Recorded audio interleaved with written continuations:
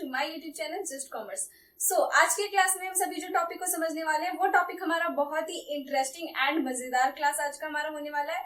जैसे कि आपको थंबनेल से ही पता चल गया होगा कि ये जो हमारा क्लास है वो एमसीक्यू बेस्ड है। ओके, इसमें हम सभी क्लास 12 का जो चैप्टर नंबर 3 और मे बी 4 होगा, ठीक है, एडमिशन ऑफ अ पार्टनर। आज हम सभी admission of a new partner, जब कोई न्यू पार्टनर फॉर्म में आता है, जो कि अभी रिसेंटली हमने कंप्लीटेड किया है ये चैप्टर को, एंड आज हम सभी इसी चैप्टर का एमसीक्यू क्वेश्चंस को करेंगे। ओके, सो इस चैप्टर से 10 मॉडरेट लेवल का एमसीक्यू क्वेश्चंस को मैंने साइड किया है, ठीक है। आज हम सभी उसी का रिवीजन बस करेंगे। ओके, ये सोच के क्लास एकदम मत करना कि ये सारा गेसिंग किया हुआ क्वेश्चन है, ऐसा कुछ भी नहीं है।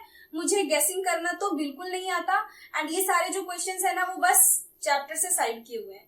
ऐसा नहीं कि यही आएगा एग्जाम में, बट आप एज रिवीजन करने के लिए आप इसे पढ़ सकते हैं, समझ सकते हैं। ओके, एंड ऐसे भी रिवीजन आप जितना क्वेश्चन का करेंगे उतना आपके लिए अच्छा है। ओके, तो चलिए स्टार्ट करते हैं। तो सबसे पहला क्वेश्चन है at the time of admission of a new partner, ठीक है, at the time of admission of a new partner, जब कोई भी न्यू पार्टनर का एडमिशन होता है फॉर्म में, उस टाइम पे general reserve appearing in the old balance sheet is transferred to, मतलब कि जब कोई भी फॉर्म में न्यू पार्टनर का एडमिशन होता है उस टाइम पे फॉर्म में जो ऑलरेडी जनरल रिजर्व होता है, जनरल रिजर्व बैलेंस शीट में जो अपीयर होता है, ये जो ओल्ड जनरल रिजर्व होता है ना, इसे हम कौन से पार्टनर्स में डिस्ट्रीब्यूट करते हैं, कौन कौन से ऐसे पार्टनर है जो इसको लेते हैं, ठीक है। जनरल रिजर्व किस में डिस्ट्रीब्यूट होता है, ट्रांसफर कौन से अकाउंट में होता है। सो यहाँ पे फर्स्ट ऑप्शन है in all partners capital account, जितने पार्टनर्स है सारे, जैसे कि ए एंड बी अगर ओल्ड पार्टनर्स थे एंड सी एडमिट हुआ है तो ए बी और सी तीनों में डिस्ट्रीब्यूट होगा। ऐसा होता है क्या, पता नहीं, आगे और भी ऑप्शन है, देख लेते हैं। Then new partners capital account, केवल न्यू पार्टनर को, जैसे कि ए एंड बी अगर पार्टनर्स है एंड सी एडमिट हुआ है तो बस सी को ही मिल जाएगा ये जनरल रिजर्व। ऐसा भी होता है क्या, सोचो मैंने उस टाइम पे क्या बताया था। Then in old partners capital account, then है ओल्ड पार्टनर्स कैपिटल अकाउंट में केवल ओल्ड पार्टनर्स के पास ही जाना है। देन या फिर डी ऑप्शन में नन ऑफ दिस। तो अगर आप क्लास को किए होंगे एंड आपको कॉन्सेप्ट जरा सा भी माइंड में सेटअप अगर होगा तो आपको पता होगा इसका आंसर। एंड हाँ, मैं चाहती हूँ कि आंसर जो है ना वो आप खुद भी अपने कॉपी में नोट करना, ठीक है, ताकि पता चले कि आपका कितना कंप्लीटेड था, मतलब इनमें से आपको कितने एमसीक्यू क्वेश्चंस जो है वो आ रहे थे। ओके, ऐसे मेरे ख्याल से अगर आप अच्छे से पढ़ाई किए होंगे तो सारा बहुत ही इजी है। ओके, सो यहाँ पे क्या लिखा हुआ है, तो जब भी जनरल रिजर्व एडमिशन के टाइम पे पहले से रहेगा, ठीक है, पहले से अगर मौजूद है ना तो वो केवल ओल्ड पार्टनर्स का होता है, ठीक है।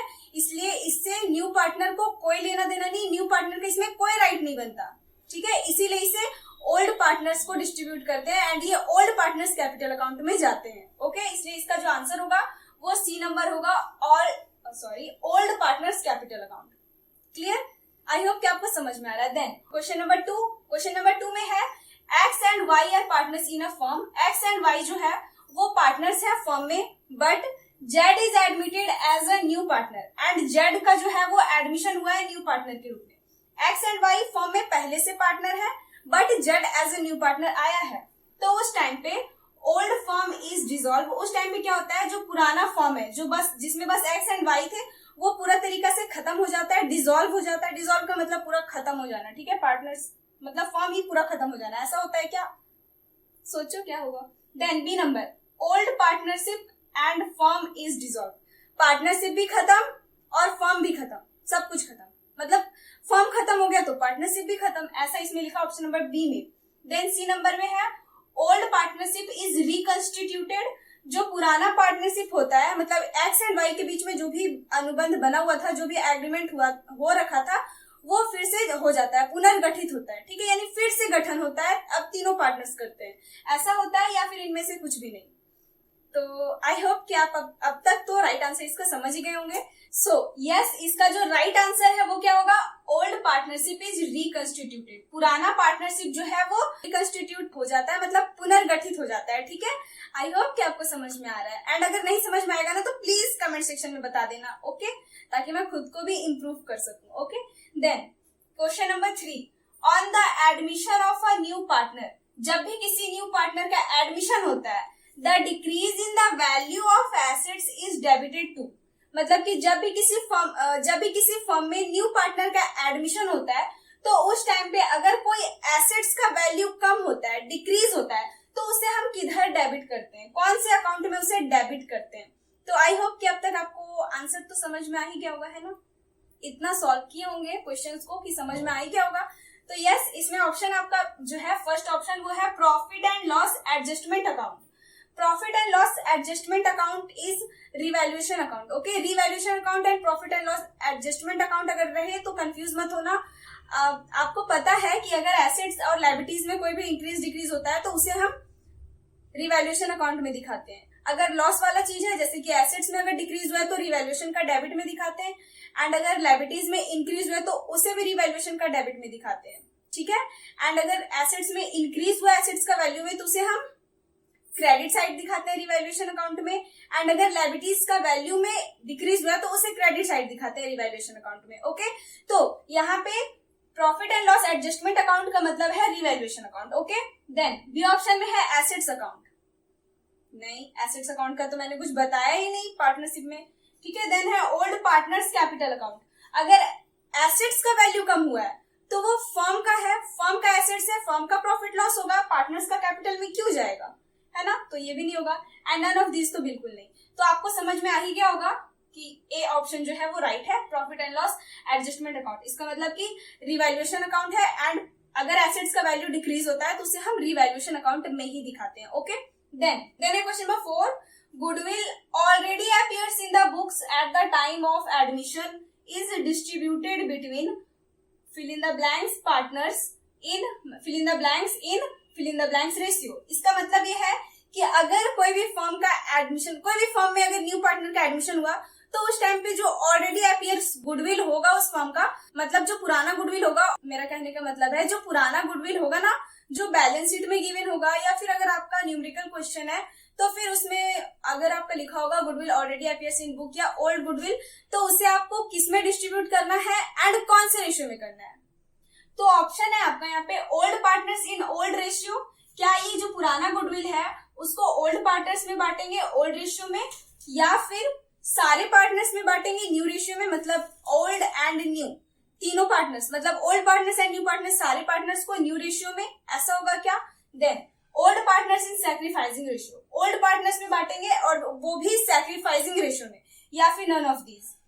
तो आपको मैं बताना चाहती हूँ कि at the time of admission अगर ऑलरेडी अपीयर्स गुडविल है तो वो गुडविल केवल उस गुडविल पे भी अधिकार केवल ओल्ड पार्टनर्स का ही होता है। न्यू पार्टनर्स को इससे कोई लेना देना नहीं, कोई मतलब नहीं है वो पुराना गुडविल से, ठीक है।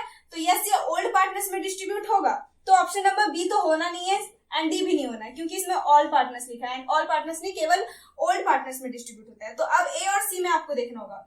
तो ओल्ड पार्टनर्स को हम ओल्ड पार्टनर्स में बांटेंगे, ओल्ड रेशियो में बांटेंगे या सैक्रिफाइसिंग रेशियो में बांटेंगे। तो जो गुडविल फर्म में लेके आता है न्यू पार्टनर उसे सैक्रिफाइसिंग रेशियो में बांटते हैं, ठीक है। पार्टनर्स क्यों बांटते हैं, क्योंकि पार्टनर्स को अपना हिस्सा का कुछ त्याग करना पड़ता है जब पार्टनर्स आता है न्यू पार्टनर, तो ठीक है। एंड त्याग करने के कारण से उनको मतलब एज कंपनसेशन वो न्यू पार्टनर को बोलते हैं कि गुडविल आपको लाना होगा, एंड जब वो न्यू पार्टनर गुडविल लेकर के आता है तो उसे जो पार्टनर सैक्रिफाइस कर रहा है उसे मिल जाता है। ओके, जो पार्टनर सैक्रिफाइस कर रहा है उसे मिल जाता है। तो यहाँ पे क्या होगा, तो old partners in sacrificing ratio, ये तो होना नहीं है क्योंकि ये तो न्यू गुडविल जो न्यू पार्टनर लेके आता है वो डिस्ट्रीब्यूट होता है इसमें। तो यस, इसका आंसर जो है वो ए नंबर होगा, old partners in old ratio. जो ऑलरेडी अपीयर्स गुडविल होगा फर्म का उसे ओल्ड पार्टनर्स डिस्ट्रीब्यूट करते हैं एंड इन ओल्ड रेशियो में, ठीक है। अगर आप सारे क्लासेस को बहुत अच्छी तरीके से देखे होंगे एंड समझे होंगे ना, तो पता है तो आपका ये बहुत ही अच्छा लग रहा होगा आज क्लास आपको, है ना, मजा आ रहा होगा। चलिए, देन 5 नंबर में आपका क्वेश्चन है रीवैल्यूएशन अकाउंट इज अ, मतलब कि रीवैल्यूएशन अकाउंट क्या है। एक नॉमिनल अकाउंट है, पर्सनल अकाउंट है, रियल अकाउंट है, या कुछ भी नहीं, नन ऑफ दीज। तो आपकी जानकारी के लिए मैं आपको बताना चाहती हूँ, रिवैल्यूएशन अकाउंट है ना, ये एक नॉमिनल अकाउंट है। इसमें सारे एक्सपेंसेस एंड लॉसेस को डेबिट में दिखाते हैं एंड सारे इनकम्स एंड गेन्स को क्रेडिट में दिखाते हैं। ओके, सो आपका रिवैल्यूएशन अकाउंट क्या है, एक नॉमिनल अकाउंट है। ओके, तो मैंने भी आपको बताया था कि इस चैप्टर का हम करीब 10 क्वेश्चंस को समझेंगे, 10 एमसीक्यू क्वेश्चंस को समझेंगे, बट अभी केवल 1 to 5 मैंने बताया है। तो अगर आपको इसे नोट करना है कर लो, स्क्रीनशॉट लेना है तो ले लो, एंड अभी हम इसे क्लीन करेंगे एंड हम क्वेश्चन नंबर 6 to 10 अब समझेंगे। ओके, तो हो गया। And now just wait. So अभी तक हमने क्वेश्चन नंबर 1 to 5 समझा एंड अब हम सभी क्वेश्चन नंबर 6 to 10 को समझने वाले हैं। Okay, so let's get started. सबसे पहले क्वेश्चन नंबर 6 में हमारा क्या लिखा हुआ है, तो मैंने लिखा है रीवैल्यूएशन अकाउंट और profit and loss adjustment account. जैसे कि अभी थोड़ी देर पहले ही मैंने आपको बताया था कि revaluation account and profit and loss adjustment account जो है वो दोनों सेम है, ठीक है, एक ही है, कंफ्यूज नहीं हो जाना। तो यस, यहाँ पे मैंने क्वेश्चन में भी लिख दिया कि रीवैल्यूएशन अकाउंट और profit and loss adjustment account is transfer to old partners capital account in their. इसका मतलब ये है कि रीवैल्यूएशन अकाउंट में होने वाला जितना भी प्रॉफिट या लॉस होता है उसे हम ओल्ड पार्टनर्स का कैपिटल अकाउंट में ट्रांसफर करते हैं। यस, इट इज राइट, हम ओल्ड पार्टनर्स कैपिटल अकाउंट में ही ट्रांसफर करते हैं, बट कौन सा रेशियो में करते हैं वो पूछा जा रहा है। ओके, तो हियर ए नंबर में लिखा हुआ है ओल्ड प्रॉफिट शेयरिंग रेशियो में या फिर न्यू प्रॉफिट शेयरिंग रेशियो में, देन सी नंबर में लिखा है equal ratio and then D number में लिखा है कैपिटल रेशियो। तो आपकी जानकारी के लिए आपको बता दें, या फिर मैंने इसे तो आपको पहले भी बताया है कि जब भी रीवैल्यूएशन पे होने वाला प्रॉफिट या लॉस हो उसे हम ओल्ड पार्टनर्स कैपिटल अकाउंट में ओल्ड प्रॉफिट शेयरिंग रेशियो में डिस्ट्रीब्यूट करते हैं, ठीक है, ओल्ड रेशियो में। Okay, then 7 number, A and B are partners. A and B जो है वो पार्टनर्स हैं, शेयरिंग प्रॉफिट्स इन 1:1 रेशियो, उनका प्रॉफिट शेयरिंग रेशियो 1:1 है, ठीक है। They admitted C for 1/5 share. A and B पहले से पार्टनर है, ओल्ड पार्टनर्स है एंड इनका ओल्ड रेशियो है 1:1, बट ये सी का एडमिशन करते हैं 1/5 शेयर के लिए, जो कि गुडविल लेकर के आता है 25,000 रुपीज, ठीक है। गुडविल कितना लेकर के आता है, 25,000 rupees for his share of goodwill. The total value of the goodwill of the firm is, इसका मतलब कि इस क्वेश्चन में आपको क्या है, तो ओल्ड पार्टनर्स का रेशियो गिवन है, old ratio, and new partner आ रहा है, ये भी गिवन है। न्यू पार्टनर 1/5 शेयर के लिए आ रहा है, ये बताया गया है। एंड देन इसमें लिखा हुआ है कि न्यू पार्टनर जो है वो 25,000 रुपीज जो है वो as his share of goodwill लेकर के आया है, ठीक है, गुडविल लेकर के आया है। बट यहाँ पे पूछा जा रहा है the total value of the goodwill of the firm is, इसका मतलब यह है कि इस क्वेश्चन में पूछ रहा है कि पूरा फर्म का गुडविल क्या है।